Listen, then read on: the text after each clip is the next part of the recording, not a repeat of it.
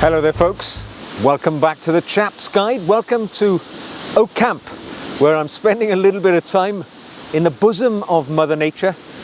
And apologies because Mother Nature is blowing a little bit of a hoolie right now, so there may be a bit of a soundtrack from the trees to complement my vocals. So today I'm going to answer a question sent in by a viewer who uses the name Nuanced Bro. And he asked me a very simple question, but actually it took a little bit of thinking to determine an answer. And the question was, do you have any regrets for waiting until your late 40s before getting a luxury watch? Or was it even more special than it would have been as a younger man who hadn't achieved as much yet? Sounds like a relatively straightforward question, for which an answer should be easily forthcoming. But there's a bit more to it than that. Like everything, there's, as the name is Nuanced Bro, there's some nuances to the response. And you're absolutely right. I was 48 before I bought my first luxury watch, and it came at a time in my life when actually several stars in my heavenly life had aligned for that moment in time. So basically, I was coming up to retirement. I was 48. I knew with the job that I had that I would achieve my pensionable point at the age of 50. So I was quite conscious that the clock was ticking. And, even though I intended to work again after I'd left that professional phase of my life behind, I knew that I probably wouldn't be earning that much money again. So I wanted to make a purchase before my professional income dried up, basically. And the other stars which had to align was financial stability. I would never recommend buying anything of considerable value unless you have financial stability. And I had reached that point in my life. I had no significant debt. I was in a very fortunate position. So, as I say, the stars had aligned. So for me, it was the right thing to do. But you're absolutely right. I could have owned that watch 2 decades before that point, and I would have had an extra 2 decades of enjoyment from such a purchase if I had bought it years before. So today I'm going to answer your question: do I wish I'd bought it earlier, or do I think it was the right thing to do to buy it in my later 40s? And I'm going to answer it by really talking about some of the things that you need to consider quite carefully before making a purchase of a luxury watch or a luxury anything, really, which is, let's be honest, it's a complementary element of one's life. You don't have to have it. So, there is obviously going to be apprehension and excitement before you buy, let's say, a luxury watch. And for me, it was a Rolex.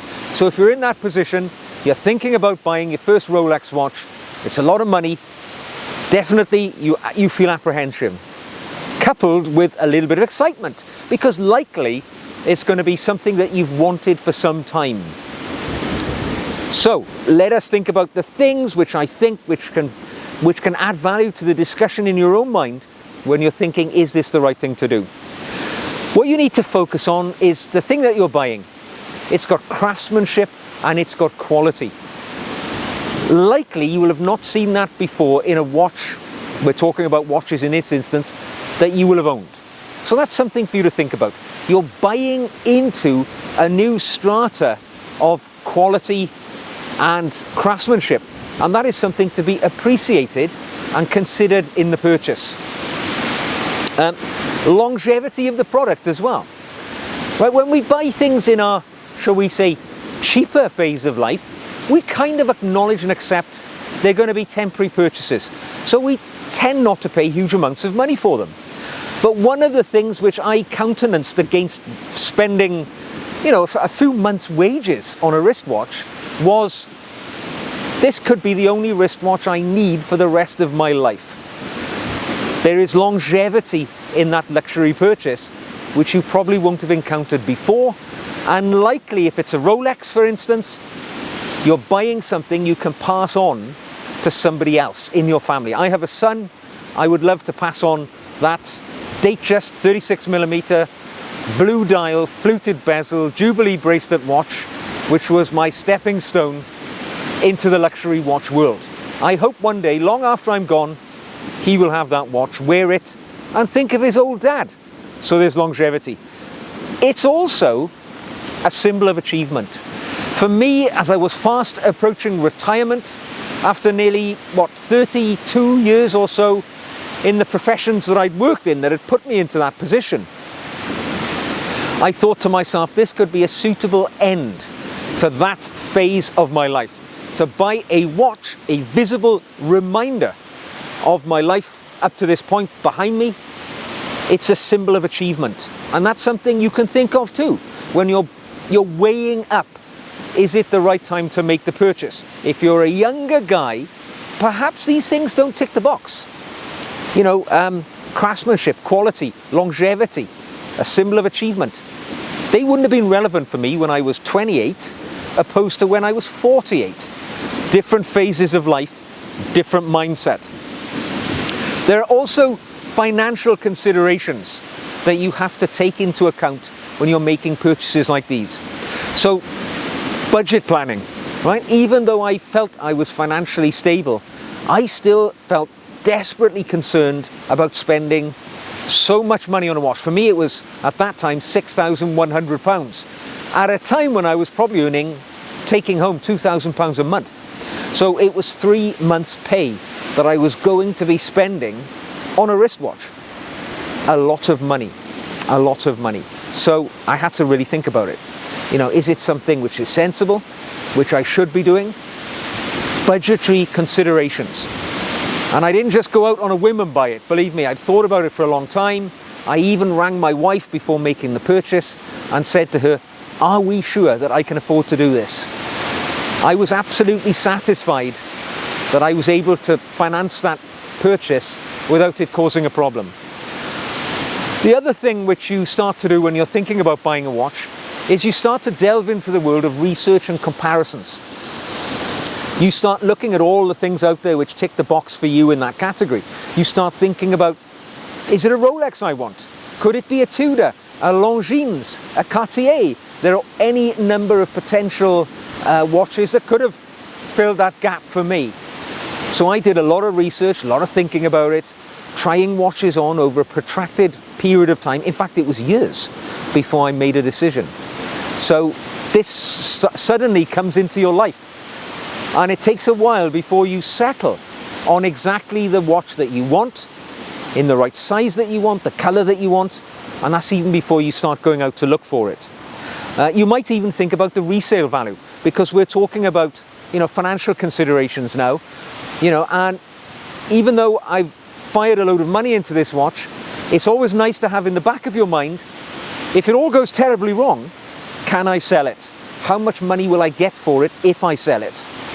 These are, again, things which come into your consideration when you're thinking about buying a watch, a luxury watch for the first time.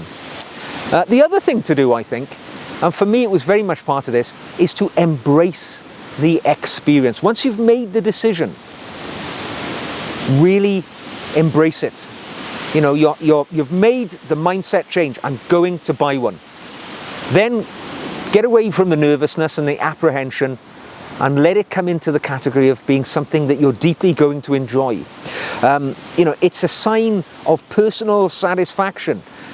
And when you put it on your wrist, it should give you confidence. It should be an entirely pleasurable experience when you own that watch from that point forward. So you start to embrace it. There's a connection to the traditions of the world as well. When you buy a luxury Swiss wristwatch, for me it was a Rolex Datejust, but all of a sudden I felt I was part of a club, a category which actually for years in my life I never thought I would get to that level of personal achievement, that I would be able to afford a wristwatch like that. And yeah, it gave me confidence and pleasure, because let's be honest, with a wristwatch you look down at it several times a day, and it's not like maybe a piece of jewellery which lives in a safe. A wristwatch gives you that pleasure when you glance down, you see the watch, you tell the time from it, but it's a reminder of that enjoyable experience, the purchasing experience, your accomplishment, your achievement. Again, you're embracing it all. And there is cultural significance to certain watches as well, which is to be enjoyed. So at the when I was growing up, for instance, you know, I was born in 1970, so I was really coming of age in the 80s and 90s. And at that time, owning a Rolex watch was a symbol of success, right? Probably less so today. It's probably a symbol of brashness and lack of imagination in wristwatch buying. But back then, owning a Rolex actually meant that the wearer had got somewhere. They'd achieved something. They'd earned enough money to buy something which was of significant financial value, and I won't say it was to be respected, but you acknowledged that somebody who wore that sort of watch had got somewhere in life. There's a cultural significance to it. I would say that's strayed somewhat these days. A Rolex, for instance, is no longer a symbol of taste. I would argue perhaps less so, but it depends on your age group, you know, where you're coming from. The object of your desire will have a different meaning to you. The other thing you need to do when you think about buying that watch, whatever phase of life you're in, is to manage your expectations of what's going to happen after you've bought it. You know, be realistic. Owning that watch, as much as you may have lusted after it and wanted it all your life, it's not going to change your life. It's still only a wristwatch, all right? The likelihood is nobody else in the world is going to notice you're wearing it.